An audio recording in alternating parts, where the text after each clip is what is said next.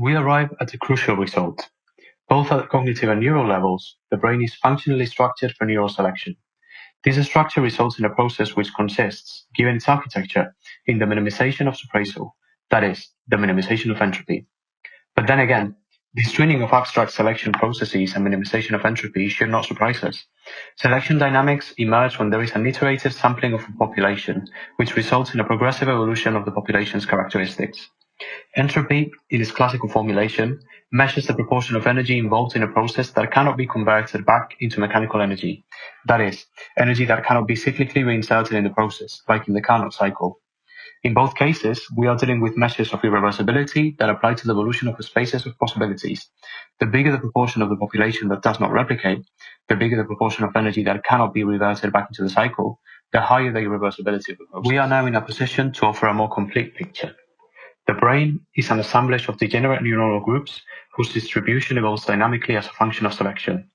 At the level of its functional organization, this process is expressed as the minimization of surprisal via a constant selection that feedback from the sensorial stream performs on the probabilistic model. However, as surprisal is a measure of entropy, we find that the brain is geared towards the minimization of entropy, in which we find the ultimate cause that shapes its very time to wrap things up.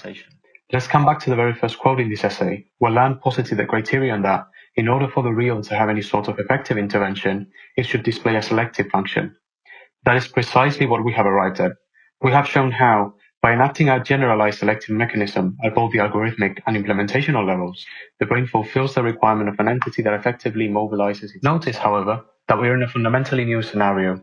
If for the blind brain theory, the epistemic threshold is fundamentally rigid and static, incapable of being overcome by the human, and reshaped by its experience, the theory of neuronal group selection renders such a threshold dynamic, thereby functionally open to its outside, which can then do whatever it may with the recipient, us.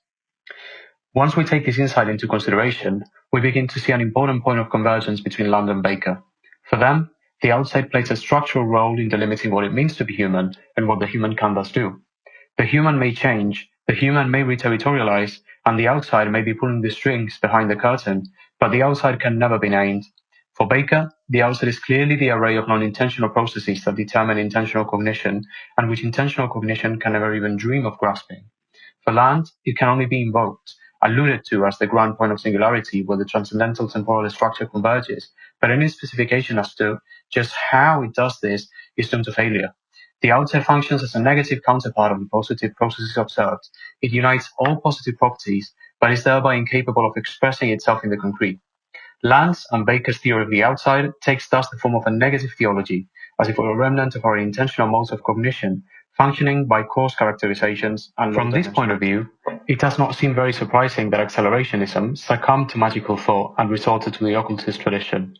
The very agent that was meant to be the lever of historical change is taken to be the only real process, but by the same token, it's rendered ineffective and explicative. And indeed, perhaps looking directly to the outside was too blinding. That's why we have turned around and looked inside to the effects that the outside displays in our own constitution. And what we have seen is a generalized selective mechanism that optimizes the human assemblage as a function of entropic irreversibility.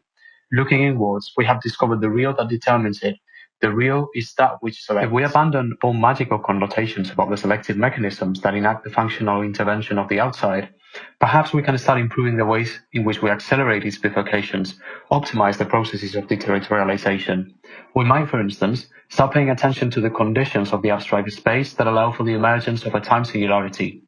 One question, the response to which we have assumed, but remains very much unanswered, is there a single attractor to which all these different selection processes tend, either neural selection, capitalism, modernity, or what have you, or are there many?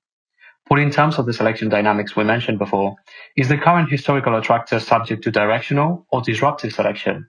Could we even be in a process of stabilization? What kind of circumstances may favor a bifurcation towards one or the other?